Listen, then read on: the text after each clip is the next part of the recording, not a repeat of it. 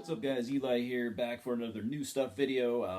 I've bought a ton of stuff these last couple of weeks. I'm not gonna lie. Should I be?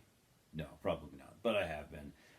So I split it up into categories. Today we're gonna do pretty much all death metal. So let's get started.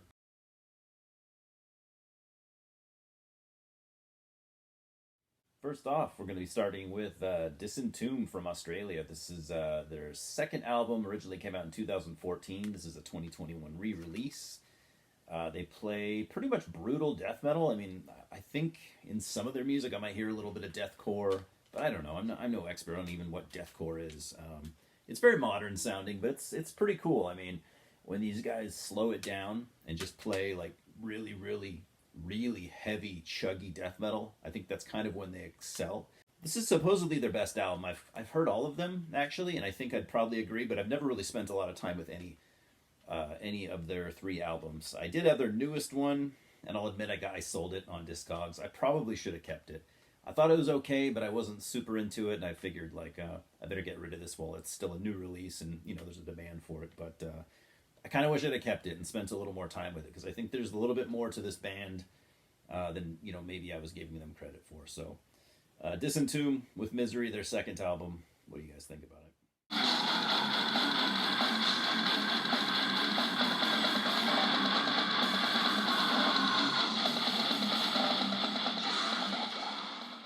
Then from 2022, we got the debut full-length from Italy's Ferum. I probably should not have shown it, the cover, for that long, but I did, and it's too late now. I could edit it out. I'm not gonna. So this is called Asunder Erode, and some more nasty artwork, as you can see. So, death metal, or doom death, I guess, out of Italy. This is their first album. If I didn't already say that, I'm a little loopy right now. Might be a little bit intoxicated, just a little bit, but we won't go there. Anyways, Avant-Garde Records. I saw this at the record store, and I was like, dude, that looks awesome. I'm buying it. I haven't listened to it yet. We'll see how it goes.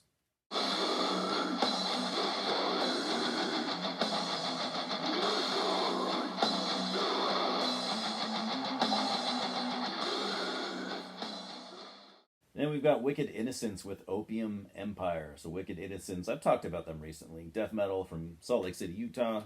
This is their fourth and most recent full-length album, despite the fact that it came out, I think, in 2000. Pretty sure this came out in 2000. This is a Burning Dogma Records re-release. Burning Dogma, pretty cool label. I like how, yeah, you know, some of their releases are kind of flimsy digipacks, but they're also like $6. And I think that right there is awesome. You know, getting stuff like this to the fans at a low price. I'll put up with it being a digipack. I'd recommend, and I'm going to order a bunch of those like plastic sleeves that you can slip over a digipack or any CD. I'm going to get a bunch of those because I've been looking at some of my digipacks that I've had for like 20 years.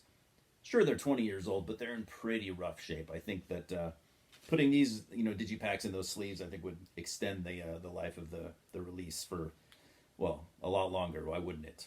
So I'm going to order a bunch of those. But anyways, I don't know why I went off on that tangent. Opium Empire from Wicked Innocence. This is one of their only albums I've actually never heard yet, so I'll listen to it soon.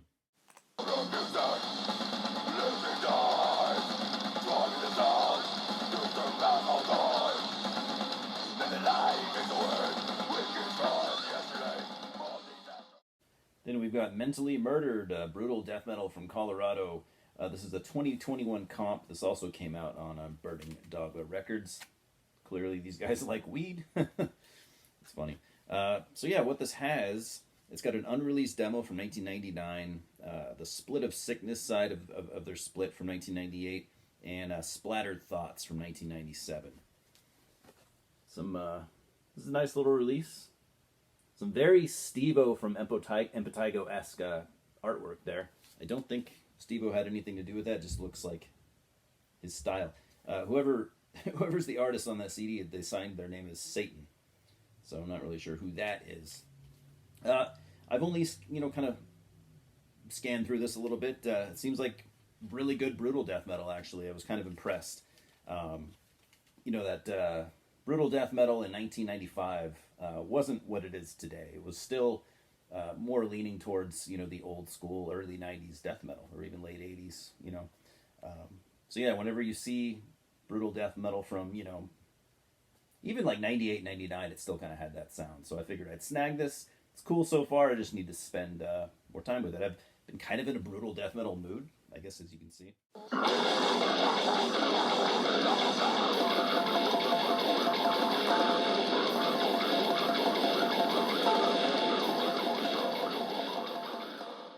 And then a band that's been on my radar for a while. We got Slaughter Day, death metal out of Germany.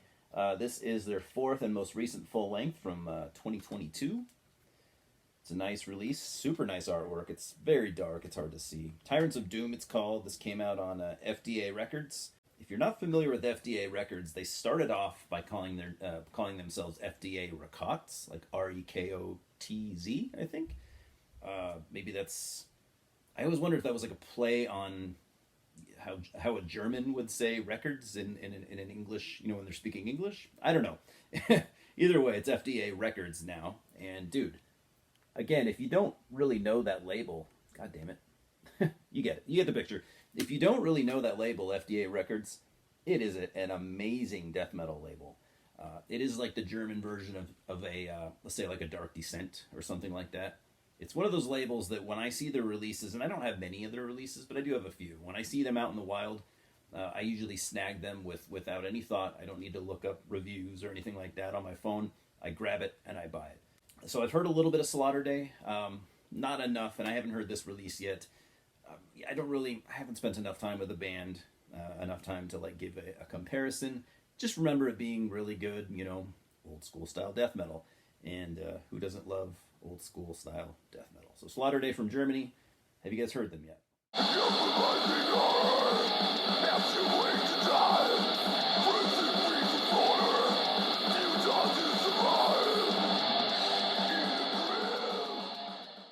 Now, the next three I have, you might be surprised that I would pick up something from this band. I'm kind of surprised that I would pick up something from this band this late in my death metal listening career. Can we call it that, a career? Anyways, we're talking about Cattle Decapitation, a band that I was into in the earlier 2000s when they were still new, because I think they formed in like 96, 97. I had their first three releases, and I got rid of them back when I did a purge 10, 12 years ago. And I always kind of like regretted selling certain things. And these three Cattle Decapitation releases were kind of those, because I don't think they're amazing. I don't think they're particularly strong compared to even some death metal that was going on in the late 90s, but I do like these first three releases. And from what I've heard, they've actually gotten better. I've heard they've became really good. I don't know, I stopped paying attention to them around their third album. Even though I liked it, I don't really understand that. I think a lot of people are put off by the Cattle Decapitation fans. Not that they're bad people or not that they're anything this or that, but a lot of their fan base seems to be like younger death metal fans, like people that kind of just they seem to be like an entry point for a lot of death metal fans. And again, there's nothing wrong with that. I'm not trying to insult the band or any of their fans. Please don't take it that way. I just, you know, when I see a bunch of 19-year-olds talking about, you know, their favorite death metal band, I'm not usually like, oh, I gotta check this shit out. What are the kids listening to now? But I don't know. These first three albums I do kind of like. And actually, I don't have their second album, so first, third, and fourth. But starting off with Human Jerky. Again, this is their debut full length. This came out in 1999 on some goddamn label that I'm not familiar with. I'm thinking it's maybe a punk label. It's called 31G out of San Diego, which is where the band is from. So maybe it's a label by one of the band members. I don't know. Does anyone know anything about 31G Records? So this is a charming release. This is the worst I've ever heard them as far as technical ability. But these guys are really good musicians down the road. But for this album, it's kind of like listening to the first Carcass album, but even sloppier. And that's kind of what you're getting here. You're kind of getting that, you know, 80s Carcass worship. Maybe a little bit of, I don't know. That's. I haven't heard this in a long time, but that's always the comparison I gave it, was just 80s Carcass, and that's kind of enough. Not near as good on the songwriting front or even the even the musicianship front, Carcass, I think 80s Carcass, they could play their instruments a little bit better than late 90s Cattle Decapitation, but this band would practice a lot and they would get really good and proficient at their instruments.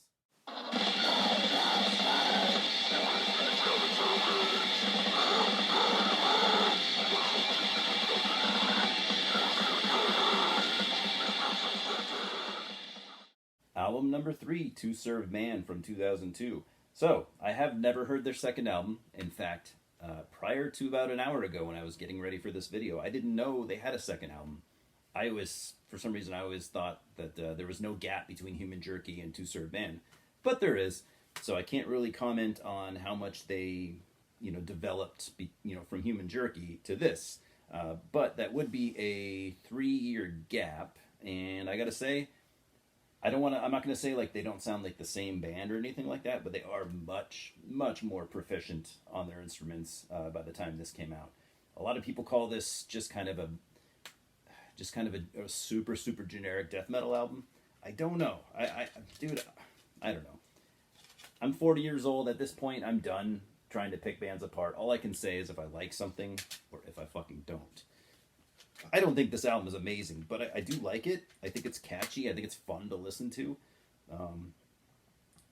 These guys, and I love Carcass, and I always have. They're one of my early death metal loves, so I think that's why I've always kind of had a soft spot for like the earlier Cattle Decapitation. I mean, they sounded like Carcass. They even had the vegetarian approach, although I think were the Carcass guys vegans? I can't remember if they were vegans or vegetarian, but anyway. You know what I mean. And when this band started, they were all vegetarians as well. I guess nowadays, they're only 2 of the guys are vegetarians. They've gotten new members, people come and go. And I guess the other current guys are not. But that's not even really anything worth noting. I just like this album. I don't know. What do you guys think? Out of my like older death metal viewers, do you guys like Cattle Decapitation? Do you like their early stuff? Do you like their later stuff? Should I check out some of their later stuff, or should I just not bother?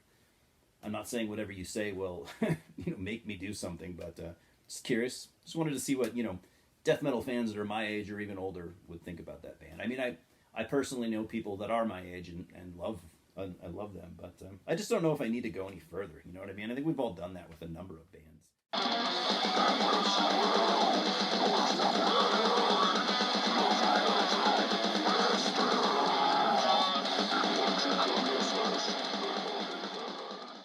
And the last thing I have from them, 4th album from 2004, and this is my favorite. Out of at least the albums that I've heard in their entirety, I've heard some songs that they've done here and there, recent shit. And I think it's actually, from what I've heard, it's really good. I need to show that cover again, because if you haven't seen that before, you're welcome. Yeah, a cow shitting out a human body. It's amazing. So this is called Humanure, which is also amazing. And like I said, from the 3 albums that I've heard from Cattle Decapitation, this is by far my favorite. And I like To Serve Man, but I think this album is twice as good. Again, you got to see the CD. You got the human face made out of cow poop. It's great. Fuck people, man. We don't deserve animals, and that's the long and short of it. But yeah, I just really like this album. It's a little bit more technical than To Serve Man. That one was a little more on the nose. That one was like they're kind of trying to be technical. This one, it's like they're still trying to be technical, but they become way better musicians and better songwriters. I think I'd have to note that there's much more going on in the songwriting. It's less just to the point. There's some actual songs here that sound like something maybe they wouldn't have done a year or 2 prior. But it all works. There's a little bit of atmosphere on here, depending on the song. It's not all just blast beaty, pummel you into the ground, death grind. There's some atmosphere. Maybe not as much as I would have liked, but I would imagine that their 4th album, or 5th album, I should say, whatever came after this I would probably like it. I just haven't gone down that road yet. So again, really curious to see what you guys have to say about this band. Do you hate him? Do you love him? Did you just never bother? I think a lot of people probably do that with bands like them and the Black Dahlia Murder. They just came out at a weird time and kind of have a weird fan base. And I mean, it kind of turns off the older fans like me, or people in their mid 40s or 50s. But yeah, really curious to see what you guys have to say about this band in general.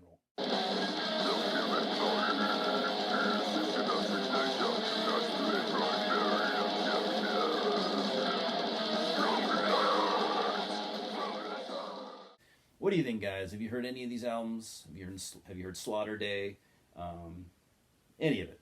Have you heard Ferum from Italy? I think that one's going to be kind of cool. But like I said, most importantly, especially for the older death metal fans out there, such as myself, how do you feel about cattle decapitation? I really would like to know. Like, tell me your thoughts in depth if you can, because this is going to be like a social experiment. So I'm watching the Watchmen TV series. I don't know if you guys have seen it, the HBO series. I'm a big fan of Watchmen, the graphic novel. I love. I really love the movie. The Watchmen movie is hands down my favorite superhero movie ever made, at least so far. So the show's quite different than the graphic novel or the movie. It's I didn't really know what to expect, but yeah, it's quite different, but it's pretty cool so far. I'm like on the second episode. Have you guys seen that? Anyways, Louis says hello as always. He's being a lazy bastard taking a nap, and I appreciate you guys as always. Thanks for stopping by. We will talk soon. Fucking cheers.